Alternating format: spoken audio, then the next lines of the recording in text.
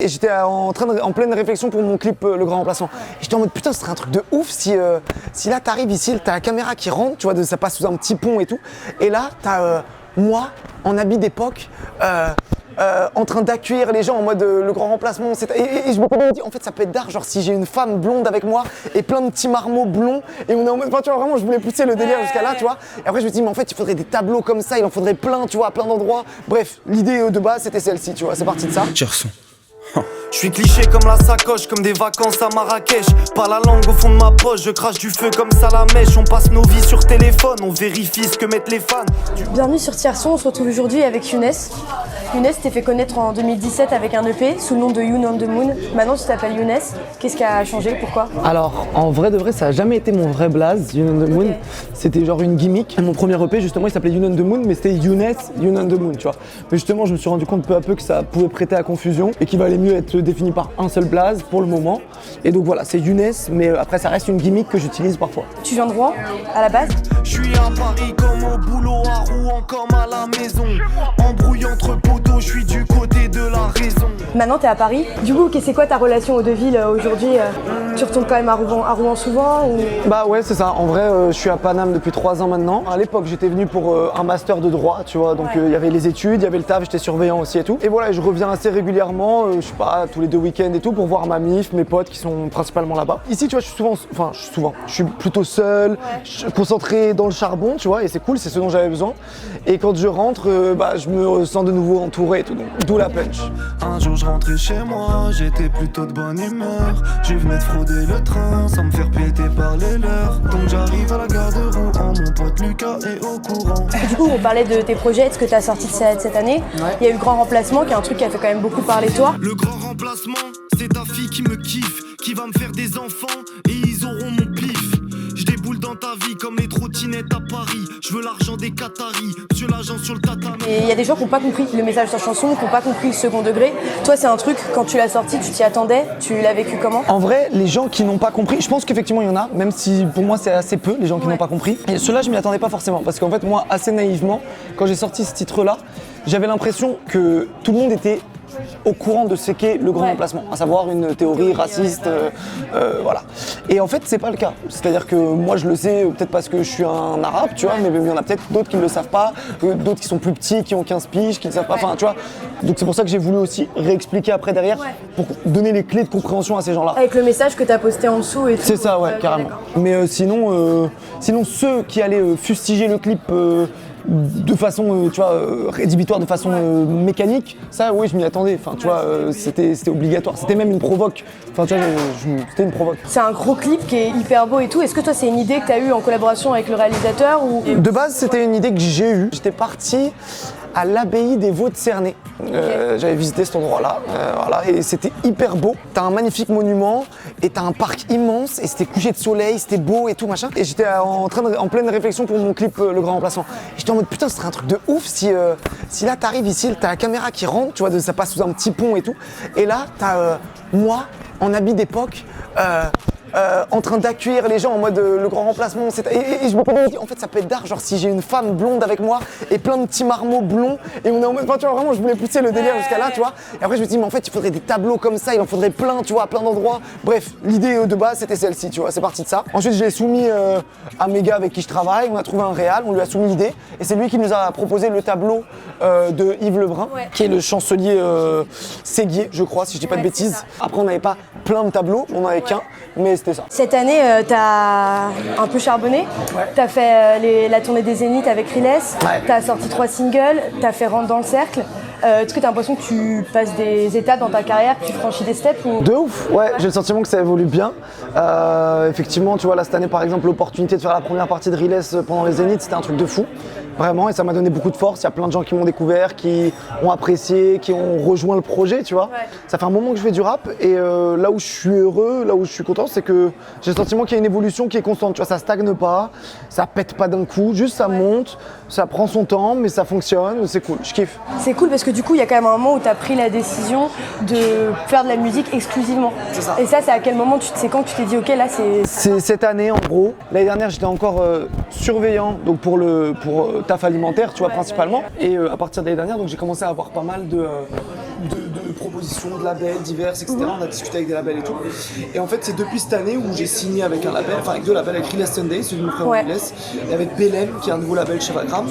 Et ça m'a permis, c'était une belle opportunité pour moi, dans le sens où ça me permettait de pouvoir vivre de ma musique. Et donc du coup, depuis 6 mois à peu près, je fais que ça. Cette année, vraiment, c'est en tout cas, je peux me consacrer juste à l'artiste, enfin à l'artistique, tu vois. Je fais de la musique, je passe des castings parce que j'ai envie d'être acteur. J'essaye d'écrire d'autres choses aussi, j'ai différents projets, voilà, c'est ça le délire. Ok, ouais, parce que du coup, j'ai vu que tu jouais depuis quand même longtemps. Le théâtre, c'est un truc qui fait partie de ta vie.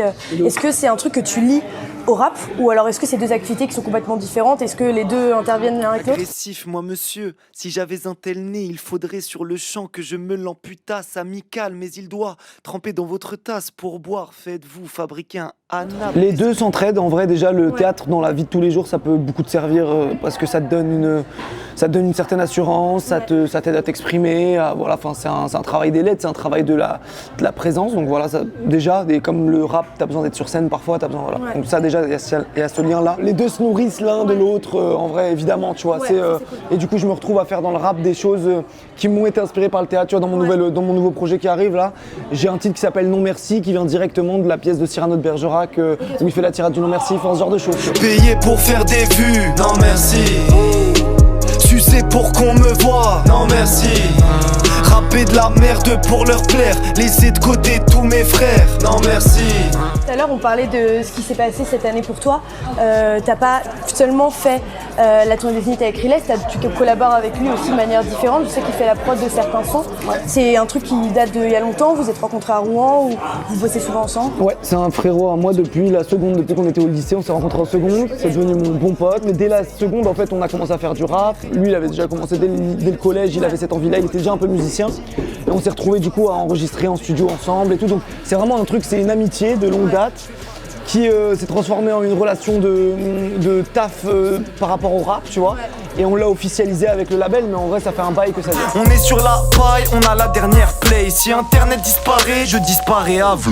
Il y a plusieurs punchs dans tes sons qui font référence à la surconnexion qu'on peut avoir. Ou... Toi, t'as un rapport à internet et aux nouvelles technologies comme ça qui est spécial, ou tu te dis qu'en fait, tu dois quand même gérer ta vie d'artiste? Je déteste le rapport que j'ai à mon téléphone actuellement. Je trouve c'est un rapport addictif, qui m'interroge et qui me plaît pas. Tu vois, j'ai envie de le retravailler, et généralement, tu vois, ça m'arrive parfois de faire pendant une semaine, là j'ai une résidence à tel endroit, 0 téléphone pendant une semaine et tout. C'est rare que je le fasse, mais quand je le fais, c'est vraiment un bail, tu vois. Je me rends compte de certaines choses, tu vois. Est-ce que toi, dans ton travail d'artiste, t'es quand même obligé, entre guillemets, d'avoir un compte Instagram ou de gérer des trucs? Ouais, voilà, c'est ça, effectivement. Et en fait, le truc, c'est que tu vois, si jamais j'étais pas un personnage public, tu vois, entre guillemets, bah je pense que j'aurais tège mon téléphone depuis un moment. Mais je pense que c'est parce que j'ai pas encore le luxe de pouvoir le faire, parce que je pense que tu vois, je suis pas encore suffisamment connu pour pouvoir le faire. Mais tu vois, des mecs comme Nekfeu par exemple, je sais que c'est le genre de personne qui a plus de téléphone, tu vois.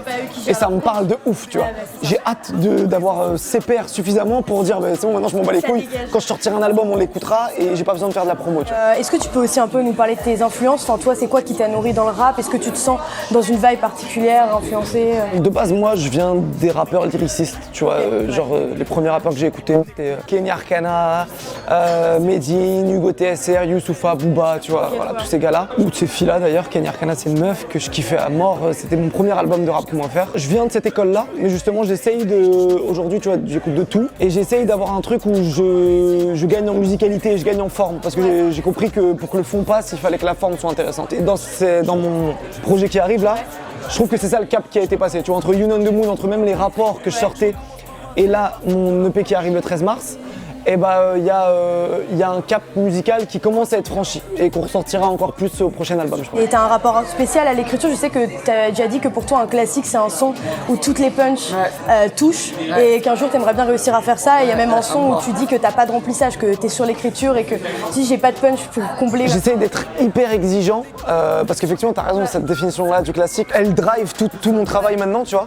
Et du coup en fait quand j'écris, genre j'ai la chance d'avoir un jet d'inspi, tu vois, je note mes trucs et ensuite donc j'ai plein de trucs, j'ai plein de notes avec plein de différentes punches, plein de différentes réflexions, plein de différentes idées. Et ensuite quand je commence à construire un son, et ben j'essaye d'être en mode vraiment, je ne prends que la crème de ce que j'ai écrit, tu vois.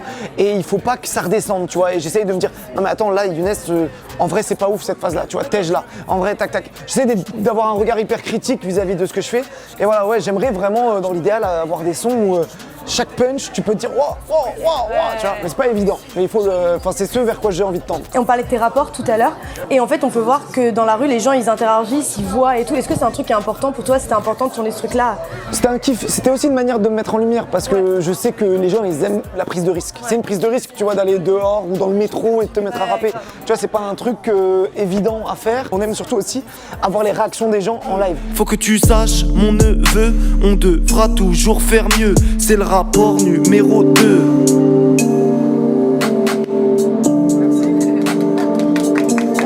Ça ment pas, tu vois, quelqu'un qui se met à rapper devant toi, s'il te choque parce qu'il est bon, bah tu vas le sentir, etc. Donc voilà, le but c'était de chercher ce genre de réaction, de montrer que j'étais capable de faire ça. Et ouais, c'était un kiff. Okay. Ouais, c'était pas évident, mais c'était un kiff. Genre je me souviens, tu vois, le métro, quand j'ai fait Rapport 2, en gros, j'avais dit à mon caméraman qui était avec moi, à Eric, à ce moment-là, je lui avais dit, frérot, tu sais quoi, là on descend le boulevard Port-Royal, on fait Rapport 1 et on enchaîne sur le 2 direct, coupe même pas, on va dans le métro direct et tout machin. Et donc je lui ai dit ça, on a fait ça, on descend dans la ligne 7, là je monte dans la rame de métro, et là je fais ok, on va redescendre et on va. Et tu vois, j'ai dû descendre et refaire 2-3 fois le truc parce qu'il faut quand même, voilà, il faut le faire. La dernière question, c'est qu'est-ce qu'on peut attendre de toi en 2020? Est-ce que tu as des sorties, des projets, des concerts qui arrivent? J'ai mon premier concert à Paname aussi aux Étoiles le 13 mai. Après, je vais être en festival, je vais être à Cabourg Mon Amour, je vais être il y a Rush à Rouen auquel je serai normalement. Puis là, je retourne en studio pour faire la suite, pour préparer l'album. Donc voilà. Grosse année. Voilà, Inch'Allah. Cool. Ouais. Bah, merci beaucoup en tout cas. Je t'en prie, merci à toi. Ouais, merci à vous. Liaison dangereuse, humeur vengeresse. Sera-t-elle heureuse seulement si je reste? Et je ris dans ses yeux, elle me voit dans ses rêves. Je crois qu'on